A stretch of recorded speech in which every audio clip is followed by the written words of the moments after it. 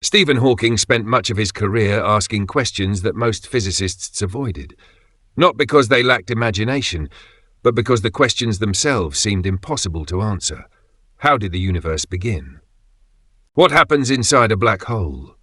Can the laws of physics remain consistent under the most extreme conditions nature can produce?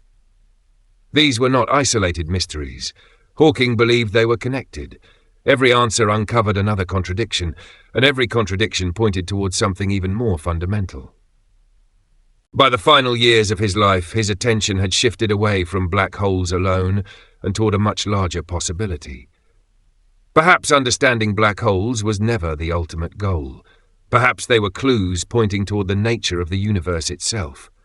For thousands of years, people imagined the universe as a vast but finite place.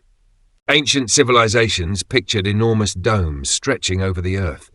Later generations imagined an endless sea of stars extending forever in every direction. Modern astronomy replaced those images with something much stranger. The universe is not simply a collection of objects floating inside space. Space itself changes, it expands, it bends, it carries galaxies along with it. Every observation over the last century has reinforced the idea that the universe is dynamic rather than static. It has a history. It evolved. It looked dramatically different billions of years ago than it does today. This realization came gradually. When Albert Einstein completed general relativity, his equations naturally described a universe that could expand or contract. Einstein disliked that conclusion because the prevailing belief was that the universe was eternal and unchanging. To force his equations into describing a static cosmos, he introduced what became known as the cosmological constant. Years later, after Edwin Hubble observed that distant galaxies are moving away from us, Einstein reportedly described the addition as his greatest mistake. Whether or not he actually used those exact words has been debated, but the underlying lesson remained. The universe was not standing still. The farther astronomers looked into space, the more distant galaxies appeared to be receding. More importantly, they were not moving away because they were flying through space like debris after an explosion. The space between galaxies was increasing. Every region of the universe was stretching. Imagine drawing dots on the surface of a balloon and then inflating it. As the balloon expands, every dot moves farther away from every other dot without needing a special center on the surface itself. Although this analogy has limitations, it captures one important feature of cosmic expansion. There is no privileged location from which everything exploded outward. Expansion happens everywhere simultaneously. Running that expansion backward produces an unavoidable conclusion. If galaxies are farther apart today than they were yesterday, then long ago they must have been much closer together. Continue reversing the process far enough, and the observable universe approaches an incredibly dense and hot state. This became the foundation of what we call the Big Bang model. Contrary to popular depictions, the Big Bang was not an explosion occurring inside pre-existing empty space. It describes the earliest known stage of an expanding universe. Space itself was compressed into conditions unlike anything we observe today. Stephen Hawking became fascinated by this implication because the mathematics seemed to point toward a beginning. Working with Roger Penrose, Hawking extended powerful mathematical techniques originally developed to study collapsing stars. Penrose had shown that under realistic physical conditions, gravitational collapse could lead to singularities. Hawking realized that if the equations were applied to the universe as a whole instead of individual stars, they implied something equally dramatic. If the universe has been expanding throughout cosmic history, then following that history backward appears to lead toward a singularity as well. A singularity is often misunderstood. It is not simply a point where gravity becomes extremely strong. In physics, it represents a breakdown in the mathematical description itself. Quantities that should remain finite instead diverge toward infinity. The known laws of physics lose their predictive power. Whenever this happens, physicists become suspicious. History has repeatedly shown that infinities often signal the limits of a theory rather than features of nature itself. Newtonian gravity worked extraordinarily well until extreme conditions required Einstein's relativity. Classical physics described everyday objects but failed completely inside atoms, leading to quantum mechanics. Hawking suspected that singularities might indicate another boundary where existing theories stop being sufficient. The difficulty becomes obvious when comparing the two greatest achievements of 20th century physics. General relativity explains gravity, planets, stars, galaxies, and the large-scale structure of the universe with remarkable precision. Quantum mechanics governs atoms, particles, and the microscopic world with equal success. Independently, each theory has passed countless experimental tests. Together, however, they refuse to combine into a single consistent framework. Situations involving enormous mass compressed into unimaginably small regions require both theories simultaneously, yet they produce incompatible descriptions. Black holes and the earliest moments of cosmic history both belong to this category. Rather than ignoring this conflict, Hawking focused directly on it. Black holes provided the perfect testing ground because gravity becomes overwhelming, while quantum effects cannot be neglected. Classical general relativity described black holes as astonishingly simple objects. Regardless of whether a black hole formed from a massive star, accumulated gas over millions of years, or merged with another black hole, the finished object could be described using only a few measurable properties. Its mass, electric charge, and angular momentum were sufficient. Everything else appeared to disappear behind the event horizon. This simplicity became known as the no-hair theorem. The phrase did not imply that black holes literally lacked physical structure. It expressed the idea that almost every detail about the material falling inward became inaccessible from the outside. Throw a library, a mountain, an ocean, or an entire planet into a black hole, and classical physics suggested that the outside universe could no longer distinguish one history from another. Information about the original object seemed permanently erased. For a while, this conclusion did not appear especially troubling. Anything crossing the event horizon could never return. If no observer could retrieve the information anyway, perhaps it simply ceased to matter. Hawking's greatest discovery transformed that comfortable assumption into one of the deepest crises in theoretical physics. Quantum mechanics predicts that what we casually call empty space is not actually empty. Even in a vacuum, quantum fields continue fluctuating. Tiny disturbances constantly appear and disappear. These fluctuations are not ordinary particles popping into existence from nowhere, but they can be described in ways that resemble pairs of particles and antiparticles briefly emerging before annihilating one another. Under normal circumstances, these processes remain invisible because they occur on unimaginably small scales. Near the event horizon of a black hole, gravity alters this picture. Hawking realized that quantum fields behave differently in such intensely curved space-time. Calculations suggested that black holes should emit isolated black holes should eventually disappear. That prediction immediately created a contradiction. Suppose every physical detail about an object falls into a black hole. Later, after immense stretches of time, the black hole evaporates through Hawking radiation. What happens to the information describing everything that fell inside? Hawking's calculations initially suggested that the outgoing radiation carried no detailed record of the original material. It appeared purely thermal, depending only on the black hole's measurable properties rather than its formation history. Quantum mechanics strongly resisted this conclusion. One of its deepest principles is that information is preserved. Processes may scramble information beyond any realistic hope of reconstruction, but the underlying quantum state evolves in a reversible manner.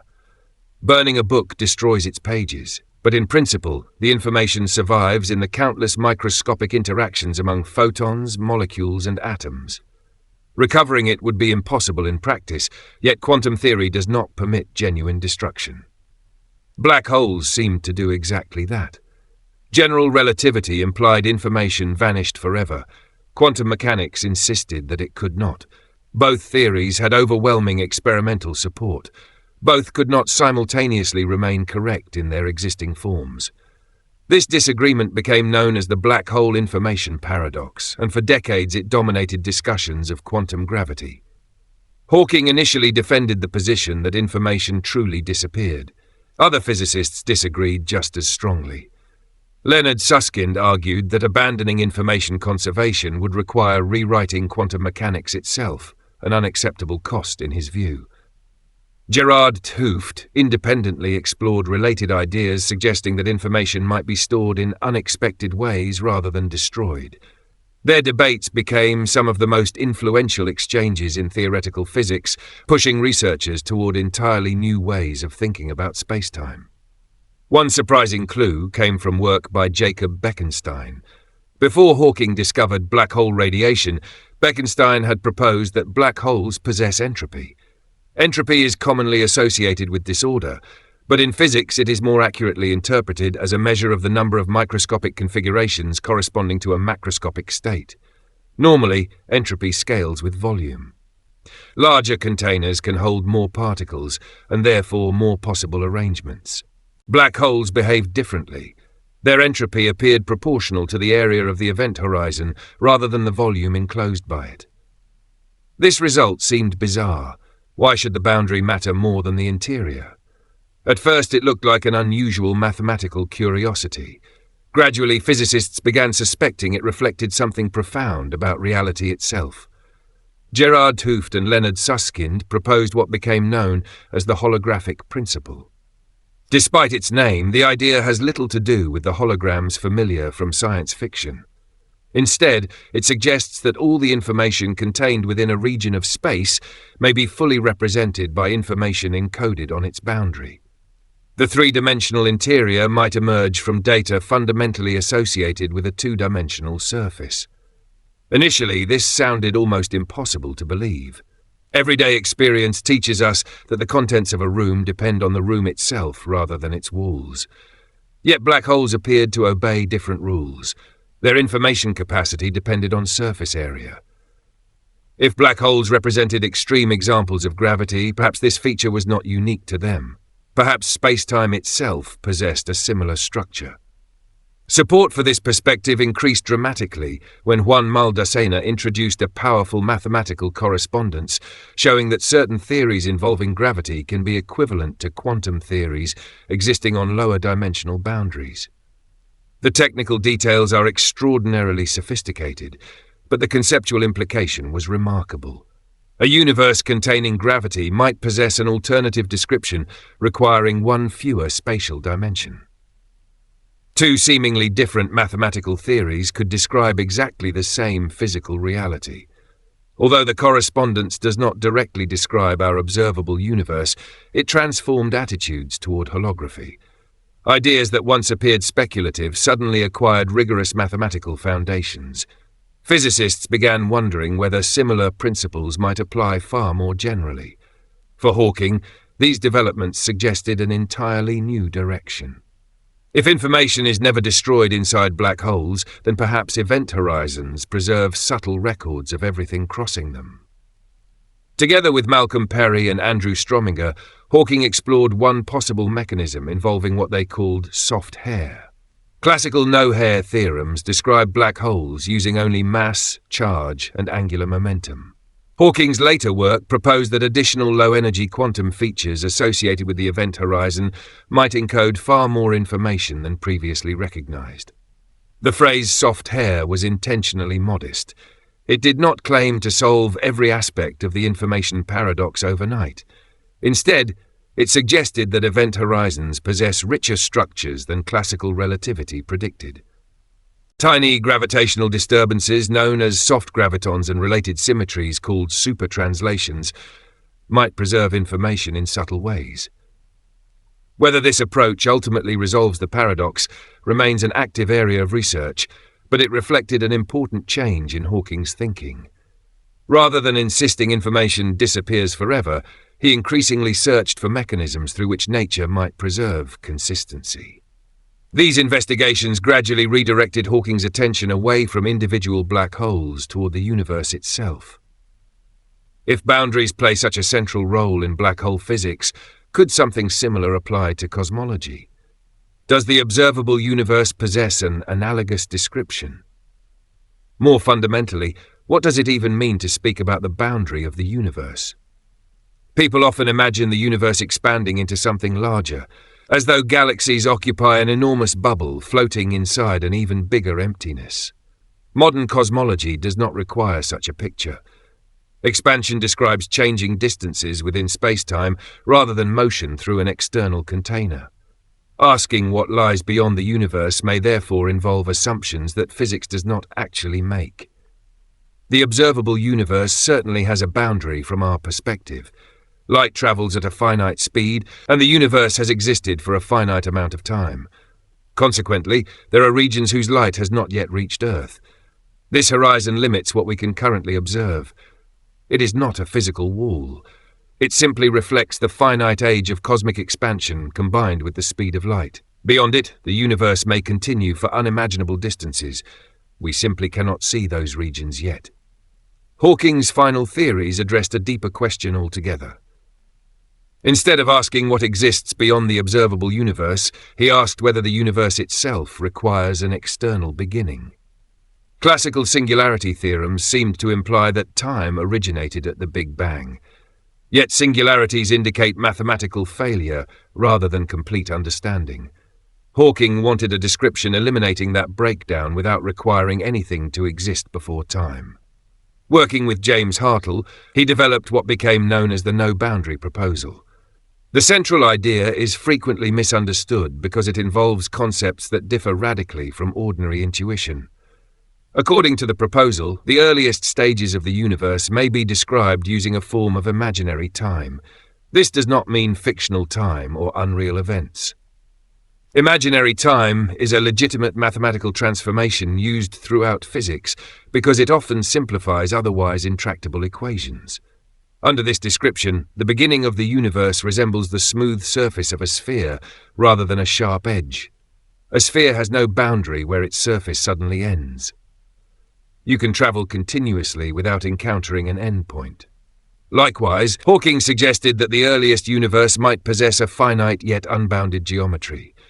Time, as we normally experience it, emerges only after this quantum regime transitions into the expanding cosmos we observe today. This proposal changes the question itself. Instead of asking what happened before the Big Bang, Hawking argued that there may be no meaningful before in the ordinary sense. The concept of earlier and later belongs to time as we know it. If time itself emerged from quantum cosmological conditions, demanding a prior moment may resemble asking what lies north of the North Pole. The question assumes a direction that eventually loses meaning. This was not an attempt to avoid difficult questions through wordplay. It represented a serious effort to remove the singularity while preserving predictive physics. Rather than inserting an unexplained beginning, Hawking wanted the laws of nature to describe the universe completely. Decades later, together with Thomas Hertog, Hawking revisited these ideas using insights inspired by holography. Inflation, the extremely rapid expansion believed to have occurred fractions of a second after the Big Bang, traditionally allows countless possible universes to emerge. Some versions of eternal inflation even predict an infinite multiverse containing every conceivable cosmic history. Hawking grew dissatisfied with these unconstrained scenarios because they appeared to sacrifice predictive power. If infinitely many universes exist realizing every possibility, explaining why our universe possesses its particular properties becomes extraordinarily difficult. Their final work attempted to impose stronger constraints by combining quantum cosmology with holographic ideas. Instead of imagining infinitely many disconnected universes generated without restriction, Hawking and Hertog explored whether holographic descriptions naturally narrow the range of possible cosmic histories. Their approach remained highly theoretical, but its motivation was clear. Physics should ideally produce testable predictions rather than unlimited possibilities. One potential connection involved subtle patterns imprinted in the cosmic microwave background, the ancient radiation left over from the early universe. Missions such as COBE, DubMap, and Planck have mapped this relic radiation with extraordinary precision, revealing tiny fluctuations that eventually grew into galaxies and clusters. Hawking hoped that improved understanding of quantum cosmology might eventually predict specific statistical features within these patterns. If observations matched those predictions, ideas about the earliest universe could move beyond philosophy toward empirical science. Notice how extraordinary the progression becomes. Hawking began by studying collapsing stars. That work led naturally to black holes. Black holes revealed conflicts between quantum mechanics and gravity. Resolving those conflicts suggested that information, boundaries, and space-time might possess unexpected relationships. Those relationships eventually reshaped questions about the origin of the universe itself. Everything was connected. And perhaps the deepest lesson from Hawking's career is not that we now possess final answers. We do not. Black hole information remains an active research problem. Quantum gravity remains incomplete. The holographic principle continues to be explored in increasingly sophisticated mathematical settings. The no-boundary proposal competes with other models of the early universe. None of these ideas represents settled science. What Hawking accomplished instead was changing the questions physicists considered worth asking. He showed that subjects once dismissed as permanently unknowable could become legitimate scientific investigations. The edge of a black hole, the beginning of time, and the structure of the universe itself were no longer reserved exclusively for philosophy. They became problems that mathematics could confront directly. Perhaps that is why his final theories continue attracting attention. They do not merely ask what exists beyond the universe. They ask whether the question itself needs to be reformulated.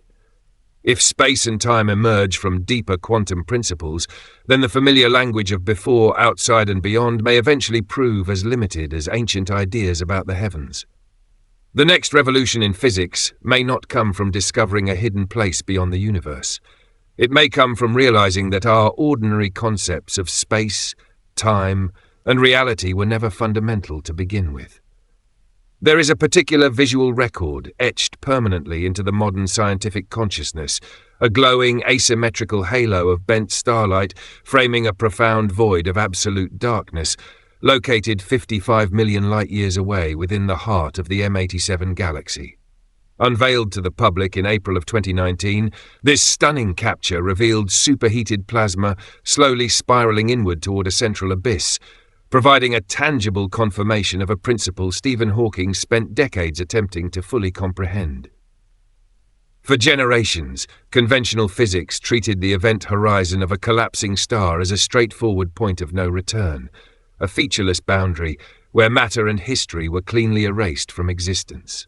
Yet that luminous ring in the distant cosmos whispered an entirely different reality, suggesting that an event horizon is far more than an empty chasm, functioning instead as a physical boundary endowed with temperature, capable of storing the intricate history of everything that ever crossed its threshold. In the twilight of his remarkable life, Hawking became consumed by the profound implication of this truth, wondering if the edge of a black hole might hold the key to a much grander enigma, hinting that the outer boundary of our entire universe might similarly encode every facet of human existence and cosmic history. To trace the origins of this intellectual journey requires stepping back to the year 1970, a time when a 28-year-old Hawking, already navigating the advancing physical challenges of motor neuron disease, sat quietly in an auditorium to listen to a lecture delivered by Roger Penrose. Penrose had been lecturing on the rigorous mathematics governing gravitational singularities, demonstrating that when a sufficiently massive star exhausts its nuclear fuel and collapses inward, the crushing density does not merely reach a finite limit and pause. Instead, the compression continues unabated until space-time itself suffers a catastrophic tear. Space-time curvature spikes toward infinity, and a singularity is born. Seated in the audience, Hawking performed a brilliantly simple conceptual inversion. If gravitational collapse inevitably culminates in a singularity under the relentless pull of mass, then tracing the historical expansion of the universe backward in time must yield the exact same destination. The birth of the cosmos was essentially a black hole running in reverse. Through this elegant and understated mental pivot, modern cosmology inherited an entirely new Genesis story, and Hawking discovered the vast intellectual territory that would consume the remainder of his scientific career. Despite the monumental implications of this cosmic birth story, the reigning scientific consensus regarding black holes in the early 1970s viewed these objects through a lens of surprising simplicity. Physicists relied on a foundational concept known as the no-hair theorem, which dictated that any black hole, regardless of how violently it formed or what chaotic matter it consumed, could be completely and exhaustively described using just three fundamental parameters: its total mass, its electric charge, and its angular momentum. Nothing else remained. An entire encyclopedic collection of human knowledge could plunge into the abyss alongside a massive stellar remnant, and the resulting gravitational entity would look indistinguishable either way, retaining zero memory of its turbulent feast in a terrifying display of cosmic amnesia. This notion deeply troubled Jacob Bekenstein, a doctoral student at Princeton during that era, who suspected that discarding information in such a manner violated the fundamental laws of nature. In 1972, Bekenstein advanced a radical hypothesis that black holes must possess entropy, serving as a quantifiable measure of internal disorder and, by extension, hidden information. If the second law of thermodynamics was to maintain its universal authority, the total entropy of the universe could not simply plummet whenever matter vanished past an event horizon. The black hole itself was required to absorb that entropy, scaling in direct proportion to the physical surface area of its boundary. At first, Hawking flatly rejected Bekenstein's proposal, recognizing it as a direct challenge to the established definition of an event horizon. Standard thermodynamic reasoning dictated that any system possessing entropy must also exhibit a temperature, and any physical body with a temperature must inevitably radiate thermal energy into its surroundings. Yet a black hole was defined precisely by its inability to emit anything. It was a permanent, one-way door where light entered and never returned. Bekenstein's mathematical musings appeared to Hawking to fundamentally undermine the very fabric of general relativity. However, late in 1973, while working in his Cambridge office, Hawking performed a calculation that would irrevocably alter the landscape of theoretical physics.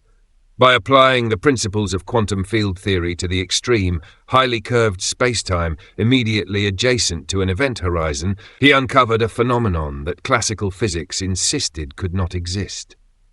Throughout the entirety of the vacuum of space, at every minute fraction of a second, pairs of virtual particles and antiparticles spontaneously flicker into brief existence before instantly colliding and annihilating one another, a direct consequence of Heisenberg's uncertainty principle operating at the microscopic scale.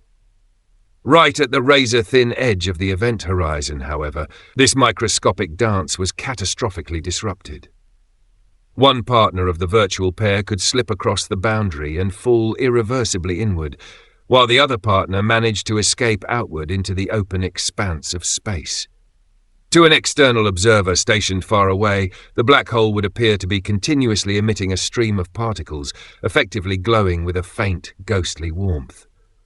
For an ordinary stellar mass black hole, this thermal emission translated to a temperature of roughly 60 billionths of a Kelvin, a value vastly colder than the ambient microwave background of the expanding universe and far beyond the capabilities of any conceivable human instrument to directly detect.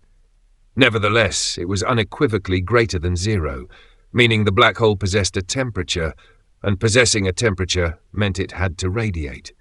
Because it continuously radiated energy, the black hole would inevitably lose mass over unfathomable spans of time, stretching on for scales roughly equivalent to 10 to the 67th power of years for a typical stellar remnant, until the object eventually dissolved entirely in a final quiet flare of gamma rays. Yet this monumental discovery immediately birthed a profound crisis that would trouble physics for decades. Hawking could not initially explain what information was carried away by the outgoing thermal radiation. In ordinary physics, the glow emitted by a warm object tells an observer very little beyond its temperature, casting the exact same featureless light whether the underlying material is composed of iron, carbon, or gold. Hawking's calculations yielded the exact same ambiguous answer for the radiation escaping a evaporating black hole, carrying no discernible imprint or memory of the complex matter that had fallen in over its lifetime. When the black hole finally completed its slow evaporation and vanished completely, Every single particle, photon, and shred of data that had ever crossed its threshold seemed to be permanently erased from reality, coming into direct, violent conflict with the foundational tenets of quantum mechanics, which explicitly forbid the destruction of information. This severe contradiction ignited what theoretical physicist Leonard Susskind would later dramatically term the Black Hole War. On one side of the intellectual battlefield stood Hawking himself, allied with a group of traditional relativists who argued that quantum mechanics would ultimately need to yield, insisting that information loss was an absolute reality and that the foundational quantum principle of unitarity was not immutable. On the opposing side stood the vast majority of particle physicists, including Susskind and Dutch theorist Gerard Hooft, who held an unyielding conviction that quantum mechanics could not be broken under any circumstances,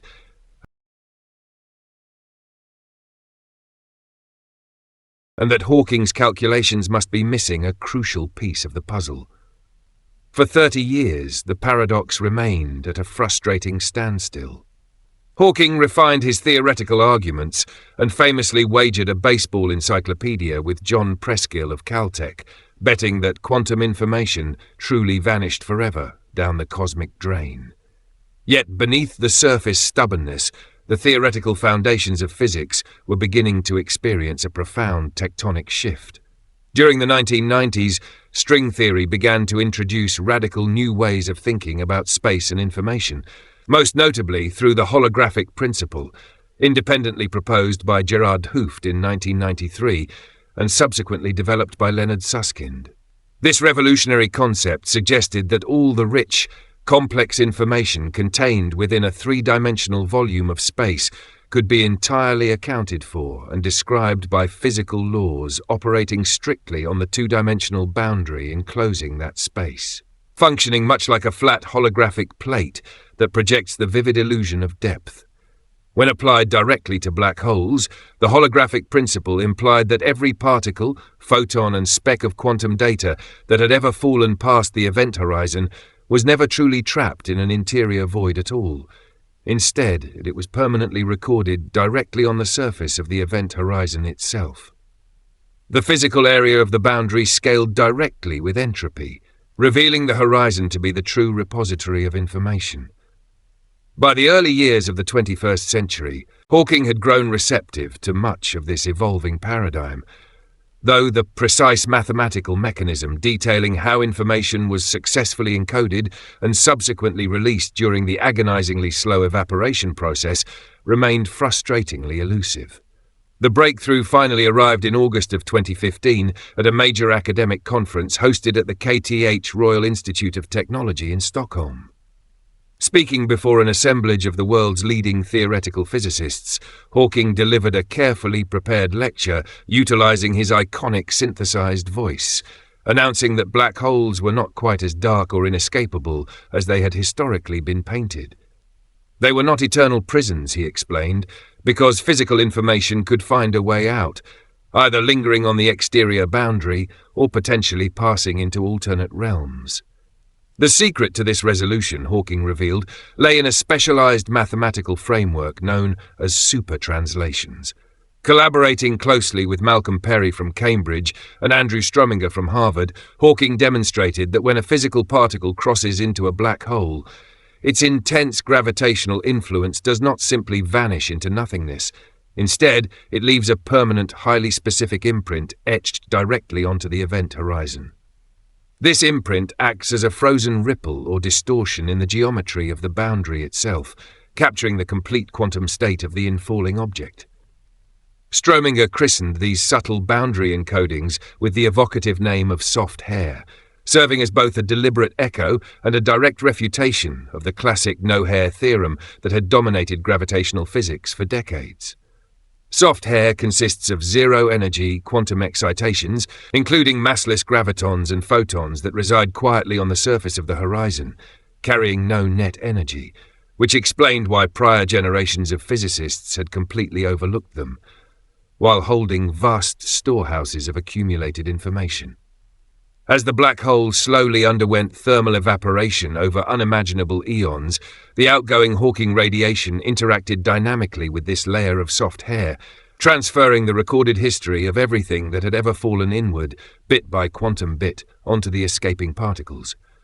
In this manner, information was successfully conserved, and the sacred quantum principle of unitarity survived intact. However, Hawking added a deeply poetic and sobering caveat to his resolution. While the information was technically preserved and carried away by the radiation, it was returned in a state of extreme, chaotic scrambling that rendered it utterly useless. Comparing the process to a comprehensive library reduced to fine ash, Hawking noted that while the fundamental laws of physics guaranteed the information still existed somewhere within those microscopic cinders, no conceivable observer in the universe could ever run the equations backward to reconstruct the original volumes. The universe maintained a meticulously balanced ledger, but the writing was permanently bonded to the page in an ink that defied all attempts at reading.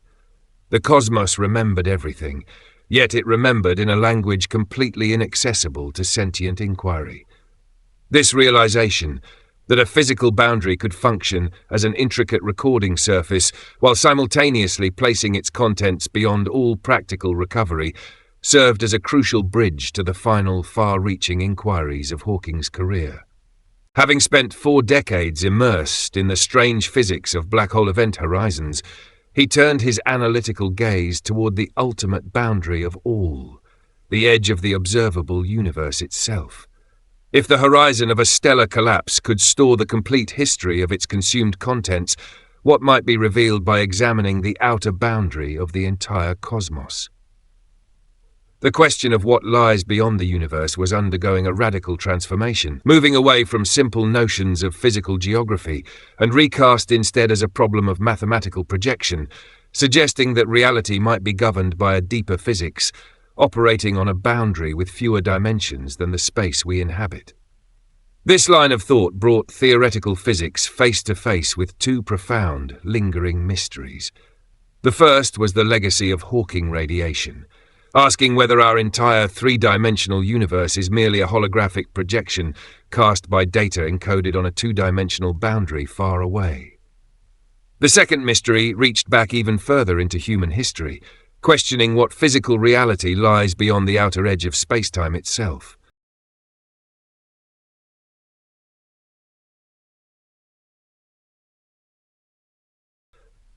The Black Hole War had conclusively demonstrated to physicists that boundaries are deceptive structures that store hidden information, project illusions of solid reality, and conceal profound mathematical dualities. As Hawking worked on his final research papers, he confronted an intellectual precipice that required letting go not just of space, but of time itself, pushing toward a geometry where ordinary concepts of before and after dissolve entirely, leaving the cosmos complete and self-contained. Evidence for the earliest epochs of the universe is largely derived from the cosmic microwave background radiation, recognized as the oldest light in existence, which was released approximately 380,000 years after the Big Bang, when the cooling cosmos finally allowed electrons and protons to combine into neutral hydrogen atoms. Prior to that pivotal threshold, the universe was an opaque, ultra-dense plasma, a scorching fog of charged particles through which photons could not travel more than a fraction of a millimeter without being scattered. The microwave background serves as a direct snapshot of that fog lifting, capturing the faint temperature fluctuations of a universe transitioning into transparency. Woven into these minute variations, measured meticulously by missions like COBE WMAP and the Planck satellite,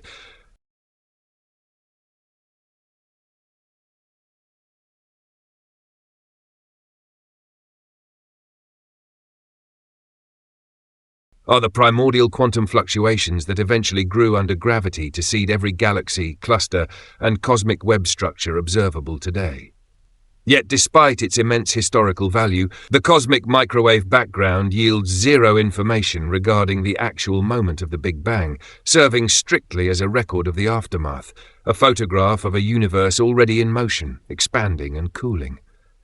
When theoretical physicists attempt to trace the equations of general relativity all the way back to the exact instant of origin, they encounter a complete mathematical breakdown at the singularity.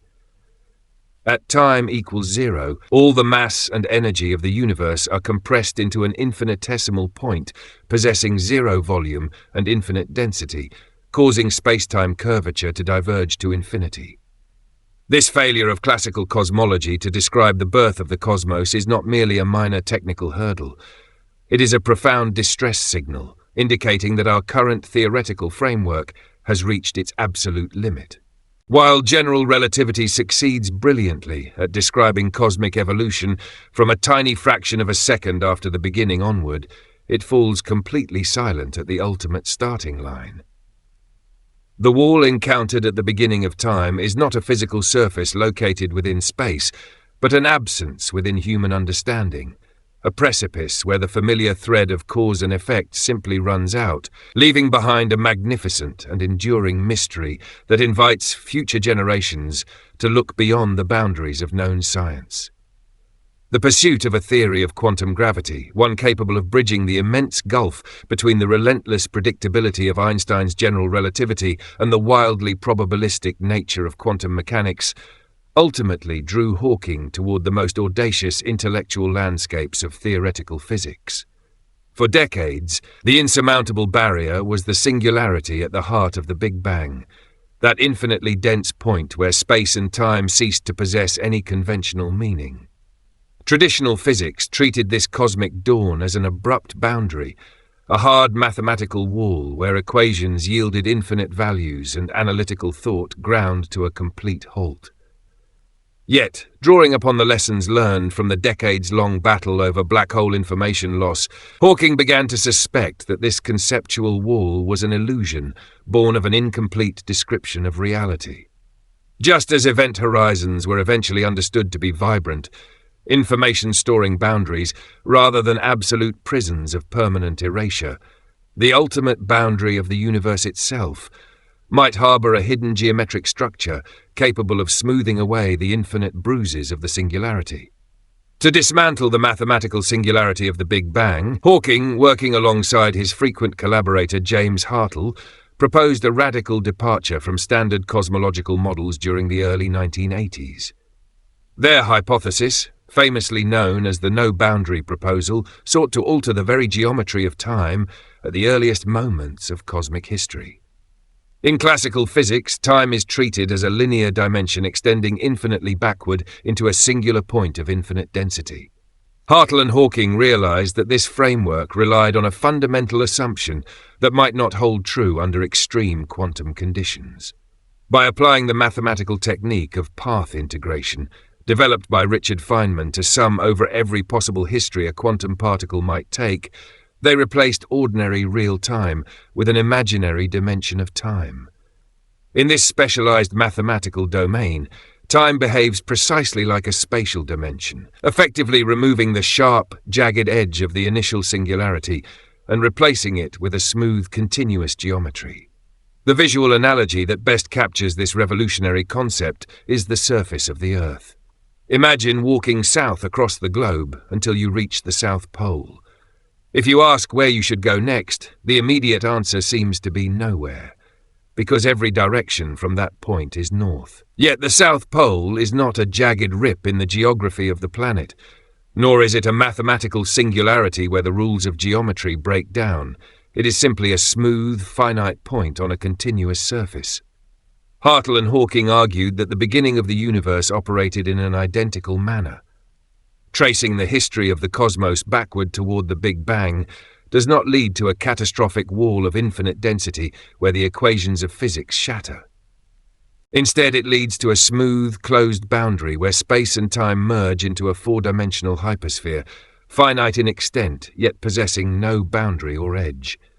In this view, the universe requires no external creator to spark its ignition, nor does it demand a singular beginning point that defies calculation. It simply is, bounded entirely by its own internal quantum geometry. As this profound vision of a self-contained universe took shape, it deeply interconnected with the parallel developments occurring in string theory and the holographic principle. If the universe had no conventional boundary in time, but was instead closed and finite in its higher dimensional geometry, then the information contained within it must adhere to the rigorous rules of quantum unitarity established decades earlier. The realization that the holographic principle could be scaled up from the microscopic event horizon of a stellar black hole to encompass the entire cosmological horizon of the observable universe opened up breathtaking new avenues of inquiry. Physicists began to model the cosmos not as a vast three-dimensional container filled with matter, but as a complex holographic projection generated by quantum data interacting on a distant boundary. In this framework, the three-dimensional space we inhabit, complete with its sweeping galaxies, vast voids, and intricate gravitational fields, is merely an emergent phenomenon, a macroscopic illusion cast by microscopic quantum bits operating on a surface far beyond our direct perception. This paradigm shift forced theoretical physics to confront a deeply unsettling philosophical reality.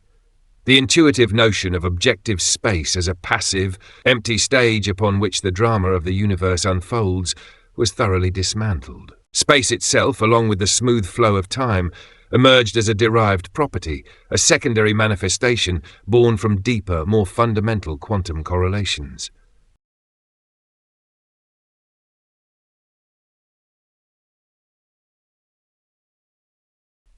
Just as the soft hair on a black hole's event horizon preserved the shadow of everything that ever fell inward, the boundary of the universe preserves the complete historical ledger of cosmic evolution. Yet, as Hawking frequently emphasized in his later writings and lectures, this preservation comes paired with an agonizing trade-off. The information is safe, guarded by the unyielding mathematical laws of quantum mechanics, but it is inextricably scrambled beyond all practical recognition. The universe is a closed system that forgets nothing, yet it writes its memories in a cipher so impenetrably complex that no observer residing within the interior can ever read the text. In his absolute final scientific papers, completed shortly before his passing in March of 2018 and published posthumously with the collaboration of Thomas Hertog, Hawking sought to refine these cosmological models even further, addressing persistent anomalies concerning the diversity and structure of the universe. For years, standard inflationary cosmology, the theory that the universe underwent an exponential surge of expansion in the immediate aftermath of the Big Bang, had suggested a deeply troubling consequence known as eternal inflation.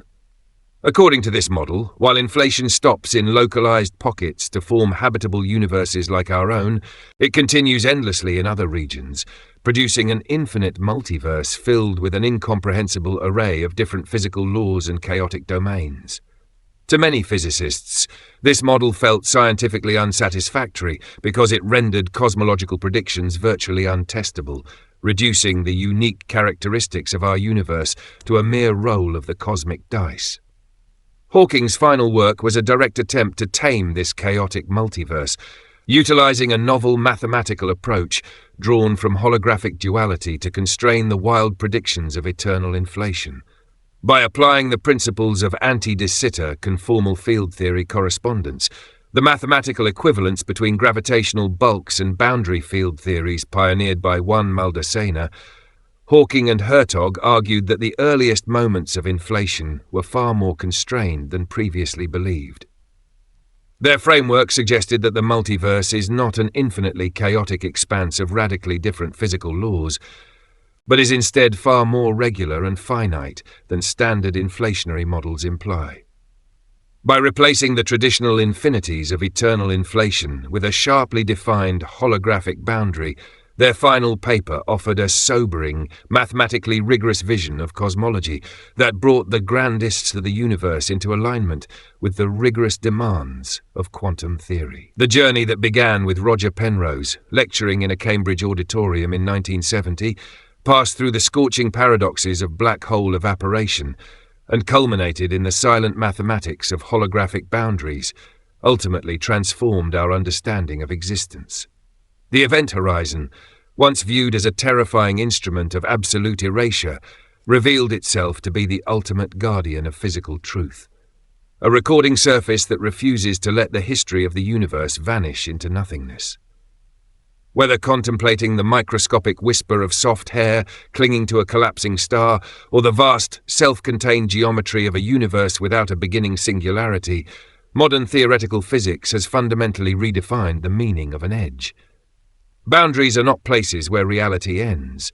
They are the intricate tapestries where reality is woven, storing the whispers of everything that has ever been, and holding the silent, enduring memory of the cosmos itself. The implications of this final mathematical synthesis extended far beyond the technical debates of academic journals, touching upon the very nature of scientific inquiry and what it means for human consciousness to comprehend a universe governed by such austere and hidden laws. For centuries, the scientific enterprise operated under the comforting assumption that reality could be sliced open, examined layer by layer, and ultimately understood by peering deeper into the microscopic machinery of matter. We built ever larger particle accelerators to smash subatomic particles apart, probing for fundamental building blocks, operating under the implicit faith that if we looked closely enough, we would find the ultimate, indivisible bedrock of existence.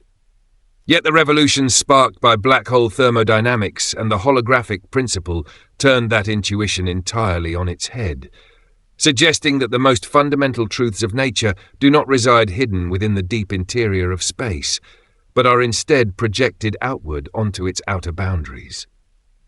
The universe, in its most profound description, is not a collection of independent objects moving across a neutral stage, but a unified holographic tapestry whose intricate patterns are encoded upon a distant surface, where ordinary concepts of distance, volume, and even separation cease to possess any physical meaning.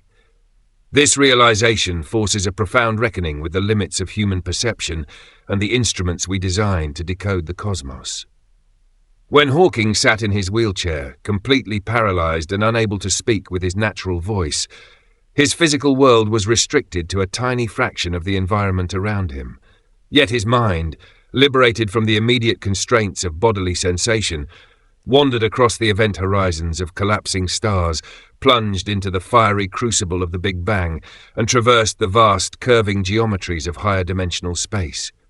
He understood, perhaps more acutely than any other physicist of his era, that the most vital realities of the universe are precisely those that evade direct, intuitive observation. We cannot touch an event horizon without crossing a point of absolute no return. We cannot look past the cosmic microwave background to witness the first trillionth of a second of the universe's birth using light, and we cannot step outside the boundaries of our own space-time to read the holographic ledger upon which our existence is projected. We are creatures bound to the interior of a massive projection, attempting to reverse engineer the laws of the projector using only the faint, scrambled signals that trickle down through the noise of thermal radiation and quantum foam. Yet, as Hawking's life and work demonstrated, the human intellect possesses a remarkable capacity to pierce through these veils of illusion using the pure, unyielding architecture of mathematics. Mathematics acts as the ultimate bridge across the abyss, allowing us to perceive structures that our eyes can never see, and to calculate truths that our physical senses can never directly experience. When Hawking and Thomas Hertog utilized the holographic framework to tame the wild infinities of eternal inflation, they were engaging in an act of profound intellectual translation, converting the chaotic, untestable madness of an infinite multiverse into a finite, coherent geometry that could be subjected to rigorous physical scrutiny. Their work suggested that even the grandest, most sprawling concepts in cosmology must ultimately submit to the austere discipline of quantum consistency. The universe, in its ultimate formulation, is not an arbitrary accident of infinite chaos, but a tightly wound, self-contained mathematical structure that balances its own books down to the very last quantum bit. This uncompromising commitment to the logical consistency of nature was the driving force behind the Black Hole War and the decades of theoretical turmoil that followed. To the casual observer, the debate over whether information could be destroyed might have seemed like an esoteric quarrel over microscopic details with no bearing on everyday life. But Hawking, Susskind, 't Hooft, and their contemporaries understood that the stakes were absolute. If information could truly be annihilated at the edge of a black hole, then the foundational pillars of modern physics, energy conservation, the immutable arrow of time, the bedrock certainty of quantum mechanics, would crumble into dust. The universe would cease to be a rational, predictable domain of cause and effect, devolving instead into a lawless realm where probabilities failed to sum to unity and past history could be erased at whim. The fierce intellectual battles fought over blackboards in Cambridge, Stanford, and Princeton were nothing less than a defense of rationality itself, a desperate insistence that the cosmos makes sense, that its history is preserved, and that the ledger of reality can never be permanently torn apart. The resolution that finally emerged from this crucible of argument, the concept of soft hair, supertranslations, and holographic boundary encoding, offered a solution that was as haunting as it was mathematically complete. It proved that the universe is an infallible archivist that never truly forgets anything, keeping a meticulous record of every star that ever burned, every planet that ever formed, and every living consciousness that ever gazed up at the night sky. Every particle that crosses an event horizon leaves an indelible, permanent signature etched into the geometry of the boundary through subtle gravitational ripples and zero-energy quantum excitations. Nothing is ever truly lost to the absolute void. But this cosmic preservation comes paired with a profound and sobering irony, for the ledger maintained by the universe is written in a language completely inaccessible to any practical observer. The information survives, woven into the faint, chaotic thermal glow of Hawking radiation, but it is scrambled beyond all possible retrieval, resembling a library reduced to fine ash where every original volume still exists in principle, yet no conceivable civilization could ever read a single sentence. In this light, the final years of Hawking's life took on an extraordinary philosophical resonance. The man who had spent decades mapping the mathematical architecture of doom, proving that stars must inevitably collapse into singularities, that space and time must be bounded by absolute edges, and that black holes must slowly evaporate into cold nothingness, ultimately arrived at a vision of profound conservation. He did not offer humanity a comforting fairy tale of eternal physical permanence or easy salvation from the ravages of time. Instead, he presented a universe that is breathtakingly intricate, rigorously bound by law and unyielding in its preservation of history, even if that history is hidden behind veils of complexity that will never be lifted. The event horizon is not an end, but a record. The boundary of the universe is not a wall, but a projection, and time itself, when viewed through the lens of quantum cosmology, dissolves into a smooth, self-contained geometry that requires no external spark to bring it into being. When we return our gaze to that solitary, glowing ring of bent starlight captured 55 million light-years away in the heart of the M87 galaxy, we are no longer looking at a simple astronomical anomaly or a terrifying monster of the deep cosmos. We are looking at a physical manifestation of the deepest mysteries of nature, a tangible window into the mechanism of boundaries, entropy, and information that consumed the greatest scientific minds of our age. That soft, luminous ring is a bridge connecting the microscopic fluctuations of quantum vacuum to the sweeping architecture of cosmological space-time, whispering the secret that boundaries are where reality is truly written.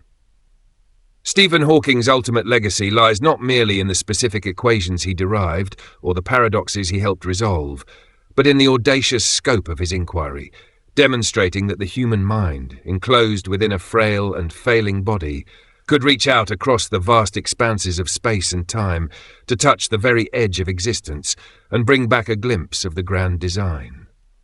The realization that the ultimate physical description of our universe might be entirely encoded upon a distant, lower-dimensional boundary forces a fundamental reassessment of how we experience the passage of time, the structure of space, and the very concept of locality itself. In our everyday existence, we are conditioned by a rigid, unyielding geometry. We move forward in a linear progression of moments, constrained by the arrow of time, separated from distant objects by vast expanses of physical distance, and insulated by the assumption that the space we occupy is a primary, objective container holding all of material reality. Yet the revolutionary trajectory of modern theoretical physics, culminating in the final insights of Stephen Hawking, suggests that this intuitive picture is merely a macro-scale illusion, a smooth, macroscopic projection cast by microscopic quantum correlations occurring on a surface far removed from our direct awareness. When we look out across the cosmos, gazing at distant galaxies or tracing the ancient afterglow of the cosmic microwave background, we are not looking at the primary bedrock of existence. We are watching the intricate shadows of a deeper, holographic reality playing out upon an enclosing boundary. This profound inversion of perspective dismantles the traditional separation between the observer and the observed, the container and the contained. If the interior of a black hole is entirely described by the physics operating on its event horizon, and if the volume of our observable universe is similarly encoded on its cosmological horizon, then the traditional notion of inside and outside loses its absolute meaning. Space becomes an emergent property rather than a fundamental ingredient of the cosmos. Just as temperature and pressure do not exist for a single isolated atom, but emerge only when countless particles interact in large groups, space and distance emerge only when vast numbers of quantum bits become entangled on a boundary. The universe does not build itself outward from a central point of absolute density. Rather, it projects inward from an enclosing edge, spinning a rich, three-dimensional tapestry of stars, planets, and consciousness out of the subtle, dimensionless data etched onto the boundary of space-time. This perspective sheds new light on the enigma of time, a subject that obsessed Hawking from the earliest days of his career when he first inverted Roger Penrose's singularity theorems to model the Big Bang as a black hole running in reverse.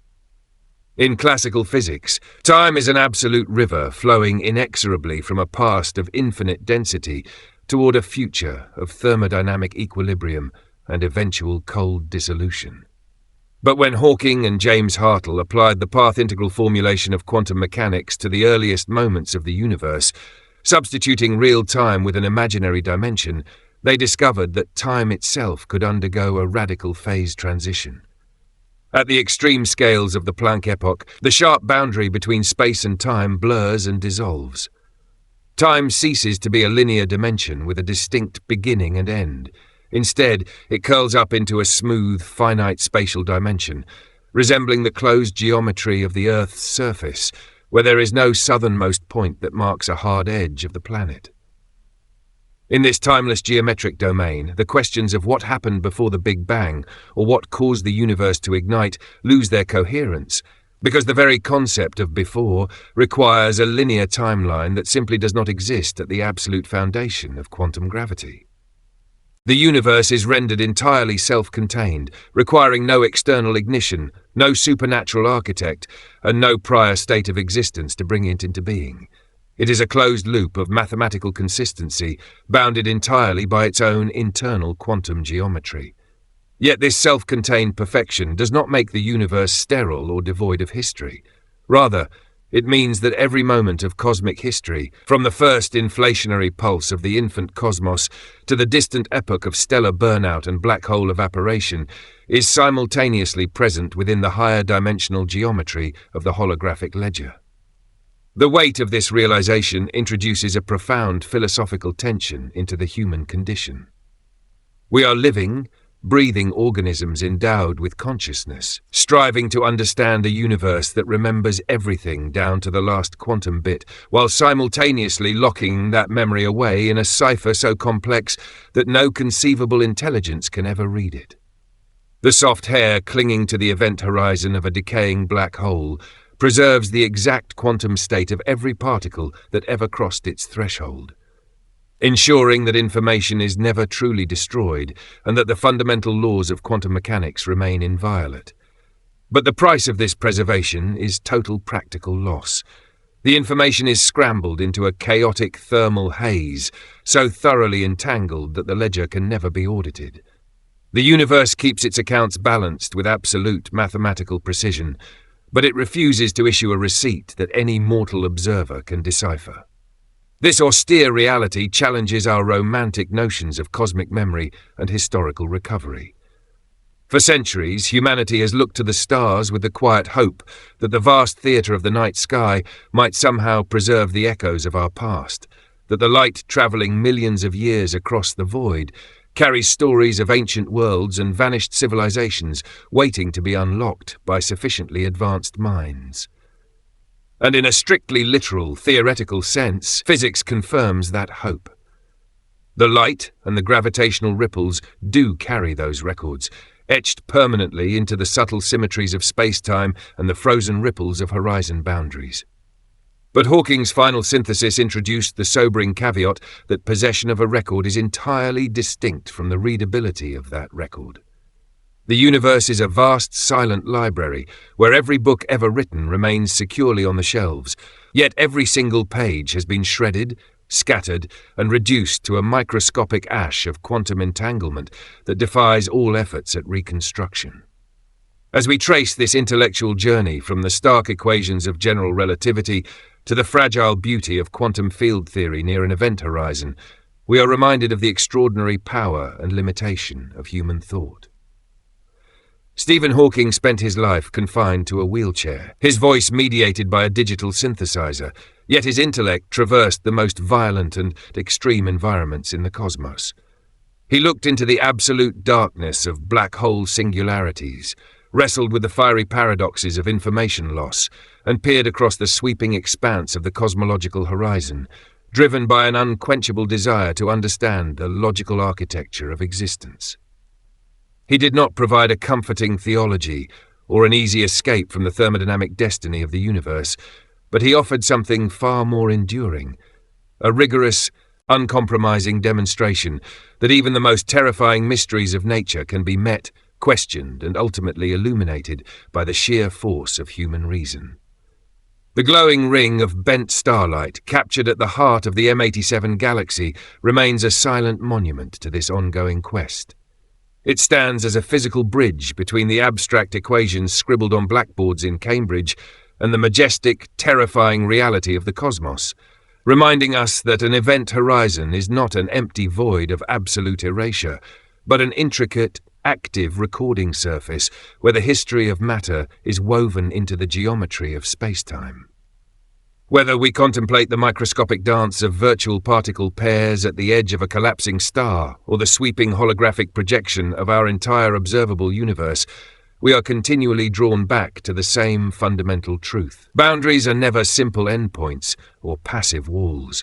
They are the vibrant, generative surfaces where reality takes shape, where information is guarded against the relentless tide of entropy, and where the universe quietly maintains the eternal, untranslatable ledger of everything that has ever been.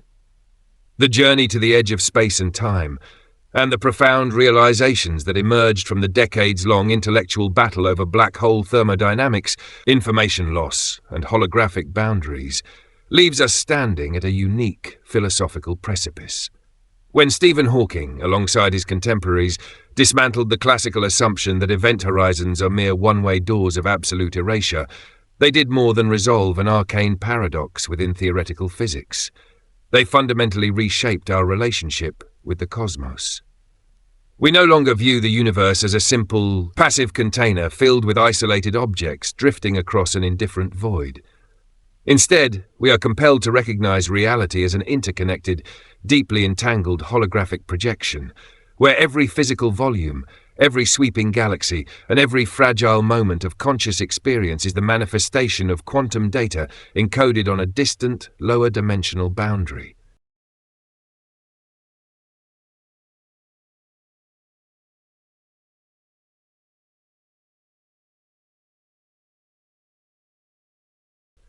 This realization casts a new light upon the ancient human impulse to seek meaning, permanence, and memory in a universe that otherwise appears indifferent to our existence.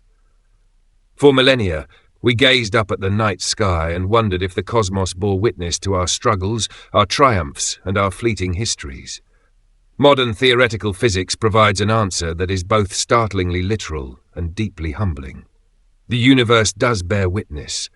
It remembers everything down to the smallest quantum fluctuation. The subtle gravitational ripples of soft hair clinging to an event horizon, the frozen super-translations etched into the geometry of space-time, and the vast holographic ledger of the cosmological boundary ensure that no piece of information is ever truly lost.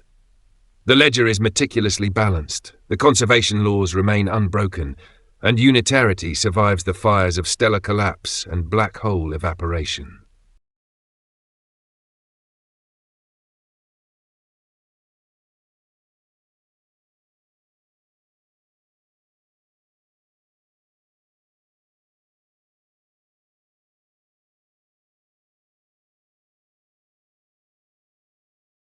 Yet, this cosmic remembrance comes with an unyielding caveat that speaks directly to the tragic beauty of the human condition.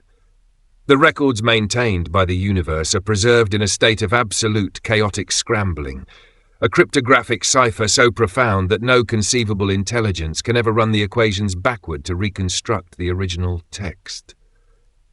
The universe is an infallible archivist that retains every volume in its vast library, yet every page has been reduced to a fine entangled ash of thermal radiation.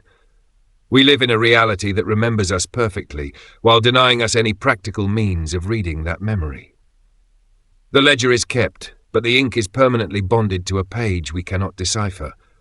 This paradox forces us to confront the true nature of scientific discovery and the limits of human comprehension.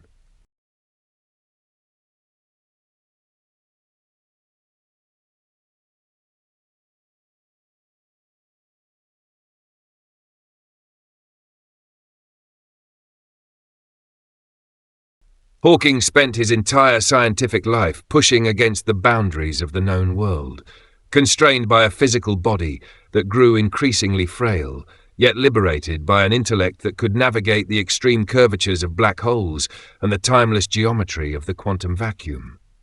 He did not offer humanity a comforting illusion of eternal physical preservation or an easy escape from the thermodynamic ticking of the cosmic clock. Instead, he offered something far more enduring, a rigorous, unyielding demonstration that even the deepest, most terrifying mysteries of nature can be met, questioned, and illuminated by the power of human reason.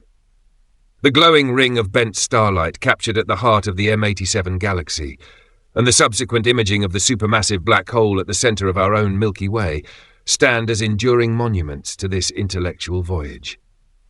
They are tangible reminders that abstract mathematics, scribbled on chalkboards by thinkers wrestling with the contradictions of general relativity and quantum mechanics, can eventually be translated into direct, observable realities across 55 million light-years of space.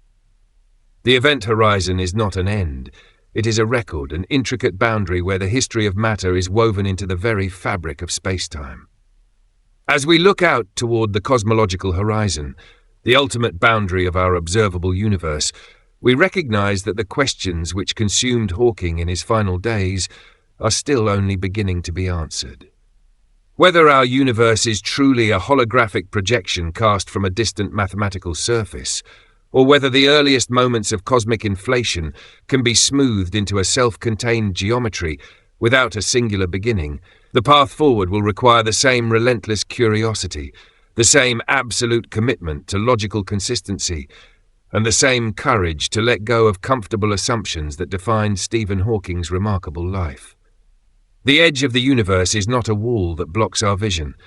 It is a lens through which we catch our first faint glimpse of a deeper, more unified reality, waiting quietly to be understood. What we are left with, when we strip away the equations and look purely at the architecture of the thought, is a universe that does not exist in the way intuitive human experience demands it should.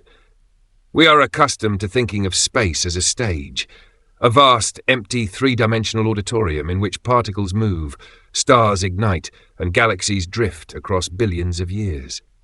But the ultimate realization of Hawking's work, stretching from his early mathematical proofs on singularities all the way to his final paper written alongside Thomas Hertog, is that space itself is a secondary phenomenon. It is an emergent illusion, a macroscopic shadow cast by quantum bits of information residing on an outer boundary where time as a continuous forward-marching arrow ceases to exist. To trace how theoretical physics reached this staggering conclusion requires returning to the heart of the contradiction that consumed Hawking for over 4 decades, the fate of matter at the edge of a black hole. When Jacob Bekenstein first suggested in the early 1970s that an event horizon must carry entropy, the physical community was deeply skeptical. Entropy is a measure of hidden microscopic states, a thermodynamic count of how many different internal arrangements can produce the same macroscopic appearance.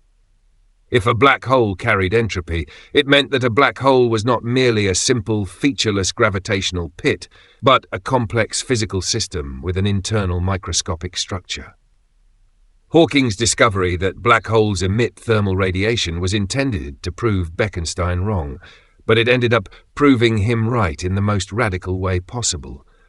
By showing that quantum field fluctuations near the horizon allow one virtual particle to fall inward while its partner escapes to infinity, Hawking demonstrated that black holes possess a genuine physical temperature.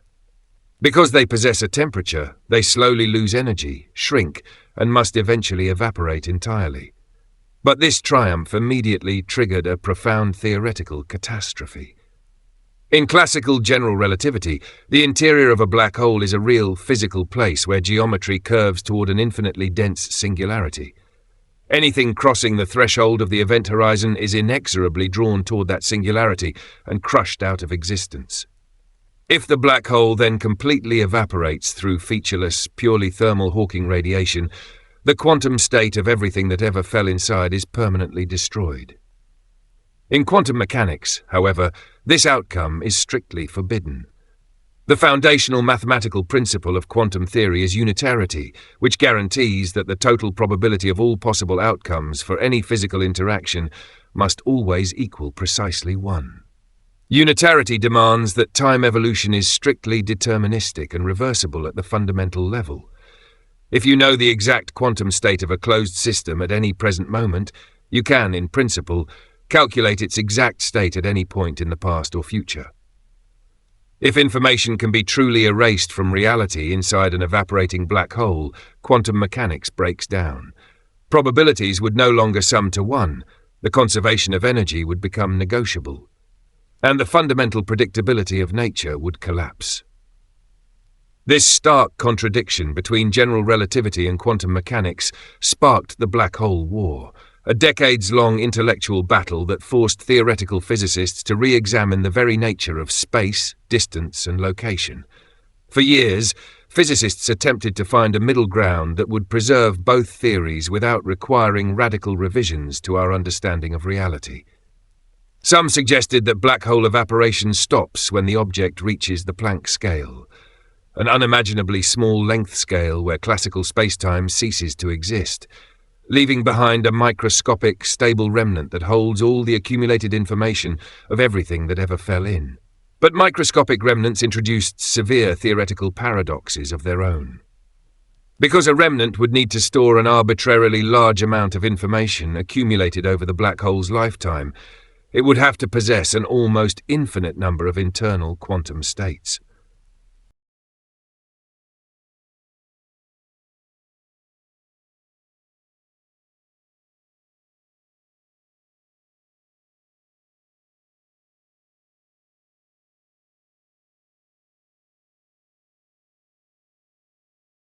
In quantum field theory, any particle with an infinite number of states should be created instantaneously and endlessly in high-energy particle collisions, filling the universe with stable Planck-sized specks. Since we do not observe this phenomenon, the remnant hypothesis was largely abandoned.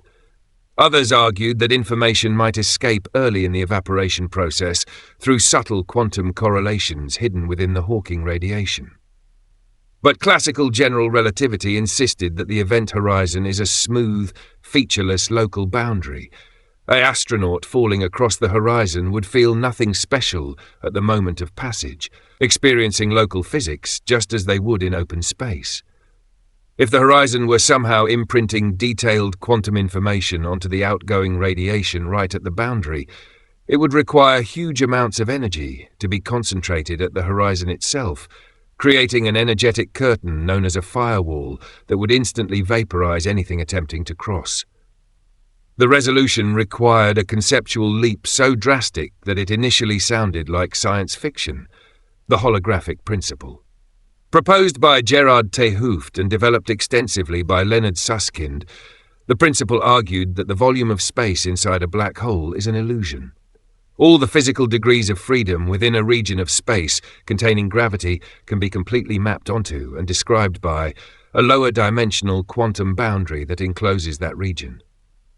The mathematical proof for this idea arrived in 1997 through Juan Maldasena's formulation of the anti-de Sitter conformal field theory correspondence, or a DSCFT. Maldacena showed that a universe with negative cosmological constant containing gravity in 5 dimensions is mathematically identical to a 4-dimensional quantum particle theory living on its boundary, where gravity does not exist at all. Every gravitational event occurring in the 5-dimensional interior, including the formation, collapse, and evaporation of black holes, corresponds directly to a standard deterministic quantum process occurring on the flat 4-dimensional surface. Because the surface theory is purely quantum mechanical and obeys unitarity, information is never lost. The interior gravity, the 3-dimensional space, and the black hole itself are simply holographic projections generated by the quantum entanglements of the boundary particles. Hawking recognized the inevitability of this holographic picture, but he wanted to understand the explicit mechanism operating at the boundary of real-world black holes. Working with Malcolm Perry and Andrew Strominger in 2015, he identified the concept of soft hair. They realized that previous calculations had simplified the event horizon too much by treating space-time at infinity as completely rigid. In reality, when a massive particle or photon falls into a black hole, its gravitational and electromagnetic field leaves a permanent physical displacement on the horizon geometry. These displacements, governed by zero-energy quantum excitations called supertranslations, create an intricate, frozen pattern of soft gravitons and soft photons across the boundary surface. As the black hole slowly radiates energy away, the escaping Hawking quanta interact directly with this soft hair, picking up the encoded quantum state and carrying it out into the external universe. The information is saved, but it is scrambled into an extraordinarily chaotic, complex tangle of correlations, much like the ashes of a burned book, where the text still exists in the subtle atomic arrangements of the carbon and smoke, even if no human eyes could ever reconstruct the original sentences. In the final years of his life, Hawking realized that this holographic framework held the key to an even grander mystery, the origin of the cosmos itself. When cosmologists look back into the deep past, they encounter the cosmic microwave background, a wall of glowing radiation released roughly 380,000 years after the Big Bang, representing the moment the universe cooled enough for neutral hydrogen to form. Before that moment, the universe was an opaque, white-hot plasma that scattered light continuously, blocking any direct optical view of its earlier history. To peer beyond that wall of ancient light, physicists rely on general relativity to run the cosmic expansion backward. But as the clock approaches time zero, the equations predict that all matter, energy, space and time were concentrated into a single point of infinite density and infinite space-time curvature, a singularity. Just like the singularity at the heart of a black hole, the Big Bang singularity is not a physical place. It is a mathematical alarm signaling that classical relativity has broken down completely and can offer no further answers.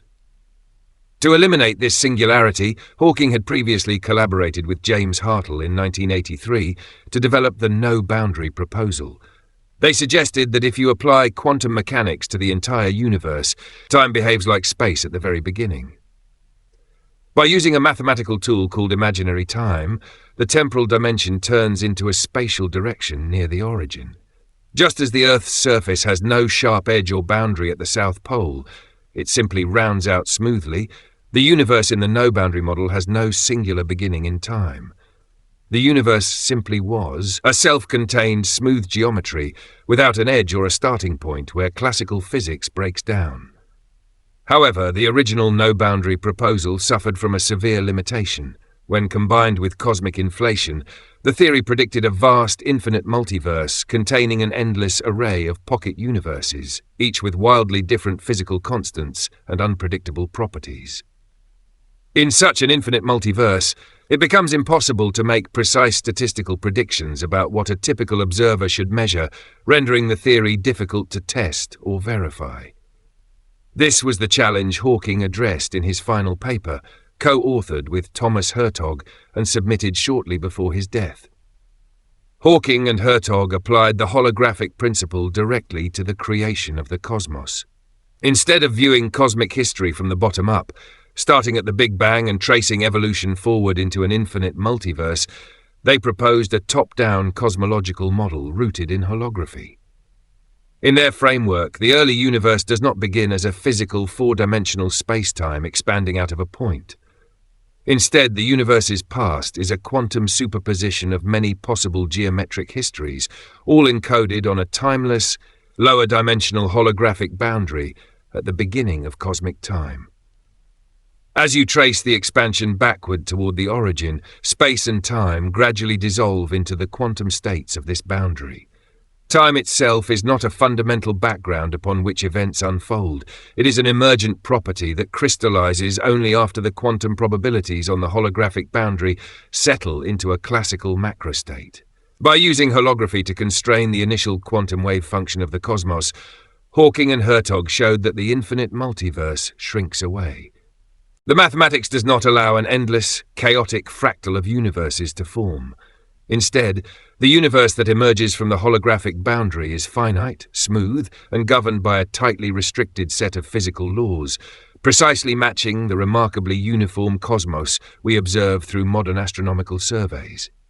This final conceptual leap completes a profound arc in Hawking's intellectual life. It brings his early work on the fatal inevitability of gravitational singularities full circle, resolving the dead ends of infinite curvature through the elegant language of quantum information written on physical boundaries. An event horizon is not an impenetrable abyss of ultimate destruction, nor is the Big Bang a chaotic rupture in the fabric of nothingness. Both are dynamic holographic screens where the quantum history of the universe is recorded, preserved, and projected into the three-dimensional reality we experience. Beyond the edge of the universe lies not an empty void or another physical location, but a timeless mathematical boundary, a subtle quantum surface that holds the complete, unwritten code of everything that was, everything that is, and everything that ever will be. The mathematical poetry of Hawking's final insights lies in the realization that space and time are not the fundamental bedrock of existence, but are instead emergent phenomena, secondary properties that coalesce out of a deeper, non-geometric quantum reality. To understand how theoretical physics arrived at this startling worldview, one must retrace the long, winding intellectual journey that began with the study of thermodynamics and ended with the complete reimagining of the cosmic architecture. For centuries, physics operated under the assumption that space was an absolute continuous container. Isaac Newton viewed space as an immutable, three-dimensional stage upon which the drama of the universe played out over an absolute, forward-flowing river of time. Albert Einstein revolutionized this view by weaving space and time together into a dynamic four-dimensional fabric called space-time, which curves and warps in the presence of mass and energy. Gravity was no longer a mysterious force acting across distance. It was simply geometry in action. Matter told space-time how to curve, and curved space-time told matter how to move. Yet even within Einstein's general relativity, space remained a smooth, continuous background. A light beam could travel along an unbroken trajectory, and an observer could conceptually slice space into infinitely smaller volumes without ever hitting a structural limit. But when quantum mechanics entered the picture, this smooth geometric picture began to show severe structural flaws. Quantum mechanics dictates that on the smallest scales, the Planck scale, roughly 10 to the minus 35 meters, the smooth fabric of spacetime breaks down entirely. At this scale, the uncertainty principle causes geometry itself to fluctuate wildly, turning into a turbulent, chaotic soup often described as quantum foam. The place where these two great theories collided most violently was at the event horizon of a black hole. When a star collapses under its own gravity, its density grows without limit, bending space-time so severely that an event horizon forms around it. This horizon acts as a causal boundary, a point of no return where the escape velocity exceeds the speed of light. Classical general relativity treated the interior of this boundary as an absolute void, a path leading inexorably toward a point of infinite curvature and zero volume, the central singularity. When Stephen Hawking applied quantum field theory to the vacuum near this boundary in 1974, he revealed that the event horizon is far from inert. It flickers with quantum activity. The continuous creation and separation of virtual particle pairs near the horizon generates a steady outward stream of thermal radiation, causing the black hole to slowly shed mass, shrink, and ultimately evaporate. This simple calculation unlocked a hidden connection between three previously separate realms of science: general relativity, quantum mechanics, and thermodynamics. The key to this connection was entropy. In classical thermodynamics, entropy measures the degree of microscopic disorder within a system, or equivalently, the amount of hidden information required to fully specify the internal state of that system. When you melt an ice crystal into liquid water, the structured arrangement of hydrogen and oxygen molecules breaks down into a chaotic swarm, increasing the system's entropy. The second law of thermodynamics demands that the total entropy of a closed system can never decrease over time. Before Bekenstein and Hawking, physicists assumed that dropping a hot cup of coffee or a piece of matter into a black hole permanently removed its entropy from the universe, effectively violating the second law. But Bekenstein realized that if the black hole itself carries entropy, the second law remains intact. The matter falling into the black hole increases the black hole's surface area, and with it, its entropy. What shocked the physics community was the geometric scaling of this entropy. In ordinary thermodynamics, the entropy of a physical object scales with its volume. A box twice as deep, wide, and tall holds 8 times as much volume and can therefore hold 8 times as much thermal information. But for a black hole, the maximum entropy is strictly proportional to the two-dimensional surface area of its event horizon, measured in fundamental units of Planck area. This unexpected scaling law contained a profound hint about the nature of space. It suggested that an event horizon acts as an absolute information ceiling. No matter how much energy or matter you pack into a region of space, you can never store more information inside that volume than can be written onto its outer boundary.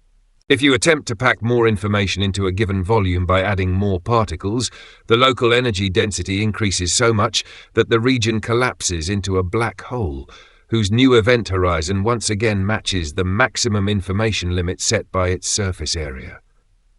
This realization led directly to the formulation of the holographic principle. If the maximum information content of any three-dimensional volume of space scales with its two-dimensional boundary area, then the third spatial dimension might not be a fundamental feature of physical law. Instead, the three-dimensional world we experience, complete with stars, planets, gravitational fields, and human beings, could be a holographic projection generated by quantum bits interacting on a distant, two-dimensional boundary surface. The mathematical validity of this principle was spectacularly confirmed through one Maldaceno's ADS-CFT correspondence. Maldaceno showed that two completely different theoretical descriptions of nature could be mathematically identical. On one side of the duality was a five-dimensional universe featuring curved spacetime, gravitational forces, and black holes. On the other side was a four-dimensional boundary world containing quantum particles interacting according to strong nuclear forces, but with no gravity whatsoever. Every complex gravitational process occurring in the five-dimensional interior could be translated, entry by entry, into an equivalent quantum calculation on the four-dimensional boundary. If a black hole formed and evaporated in the interior, the process corresponded to a completely smooth, reversible quantum state evolution on the surface. Because the surface theory was strictly quantum mechanical and preserved all information, the apparent loss of information inside the black hole was revealed to be a visual artifact of translating the boundary data into the interior perspective. The interior space-time, including the depth inside the black hole, was an emergent illusion woven out of the complex pattern of quantum entanglements on the surface.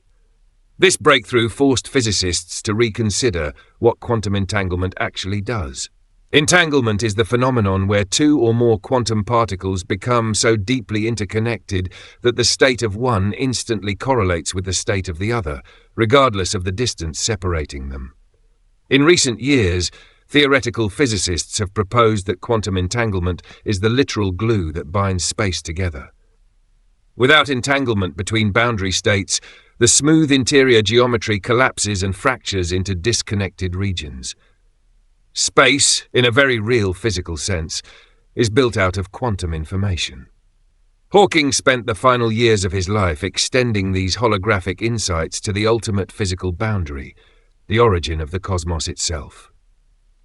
In standard Big Bang cosmology, running the expansion of space backward in time leads to a temporal boundary where the scale factor of the universe shrinks to zero. At this point, the density of matter and the curvature of space-time become infinite, creating an initial singularity. Singularities represent a catastrophic failure of physical theory. They are places where mathematical equations yield infinite values, rendering all laws of nature useless and stripping science of its predictive power. To eliminate this cosmic flaw, Hawking and James Hartle introduced the no-boundary proposal in the early 1980s. By employing the mathematical technique of Wick rotation, which replaces real time with imaginary time, the temporal dimension near the beginning of the universe turns into a spatial dimension. In this imaginary time framework, the geometry of the early universe resembles the smooth surface of a sphere. Just as a traveller walking toward the South Pole never falls off the edge of the Earth because the pole is simply a smooth point on the surface, the universe in imaginary time has no physical boundary or singular beginning. It is completely self-contained, requiring no initial conditions or external triggers to set it in motion. However, the classic no-boundary model faced a major theoretical challenge when combined with cosmic inflation, the brief period of exponential expansion thought to have occurred moments after the origin. Standard inflationary calculations suggested that inflation would produce an eternal, infinitely expanding multiverse, generating an endless collection of pocket universes separated by inflating space. In such an infinite multiverse, every conceivable outcome happens infinitely many times, making it impossible to calculate meaningful probabilities for physical observations in our local universe. Hawking found this infinite landscape unacceptable. In his final paper, co-authored with Thomas Hertog, he sought to tame the multiverse using the tools of holography. They realized that applying the holographic principle to the entire cosmos required a radical departure from traditional views of time. Instead of treating the universe as a four-dimensional space-time that evolves forward from a hot Big Bang, Hawking and Hertog treated the early inflationary phase as a holographic projection from a timeless quantum boundary. In this top-down holographic cosmology, the universe does not begin with a single unique space-time history. Instead, the boundary encodes a quantum wave function that contains a superposition of many potential cosmic histories. As the universe expands and cools, these quantum probabilities decohere, crystallizing into a classical space-time geometry with an arrow of time. Time emerges from a timeless state, much like temperature emerges from the random collective motion of microscopic molecules. Crucially, the holographic boundary math places severe constraints on the allowed quantum states. It eliminates the chaotic infinity of the eternal multiverse, restricting the cosmic wave function to a much smaller, finite set of smooth, well-behaved universes. The universe that emerges from this boundary is strikingly uniform, finite in extent, and governed by physical laws that allow structure, stars, and life to form. This final theory represents the culmination of Hawking's lifelong pursuit. It unifies his early geometric proofs regarding the inevitability of singularities with his later discoveries regarding black hole thermodynamics and quantum information. It shows that boundaries are not regions where reality ends, but rather the surfaces where physical reality is authored. When we look out into the night sky at distant galaxies or gaze upon the faint thermal ripples of the cosmic microwave background, We are looking at the projected patterns of a deeper quantum reality. An event horizon is not a dark pit that swallows existence, but a rich holographic plate that preserves every quantum state that crosses its threshold. The Big Bang is not an explosive tear in nothingness, but the smooth emergence of time and space from a timeless holographic boundary. Through decades of mathematical struggle, Hawking transformed our understanding of the cosmic edge. He showed that the universe does not require a singular moment of creation, nor does it dissolve into infinite chaos. It is a self-contained, mathematically harmonious hologram, a cosmos that holds its entire history, every particle, and every moment of time written quietly upon its fundamental boundaries.